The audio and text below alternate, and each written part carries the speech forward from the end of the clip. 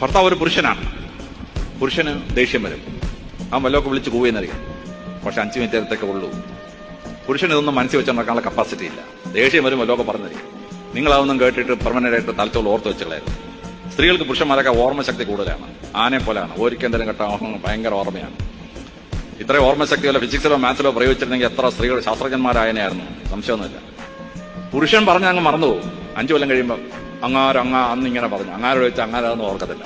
പുരുഷന് കുറെ ഡിസ്കൗണ്ട് കൊടുക്കണം. ഇങ്ങനെയൊക്കെയുള്ള ചില വികാര പ്രകടനങ്ങൾക്ക് ശോഭിച്ചു നിൽക്കുന്ന ഒരു പുരുഷനെ ശാന്തനാക്കാൻ ഭാര്യയ്ക്ക് മാത്രമേ കഴിയുള്ളൂ.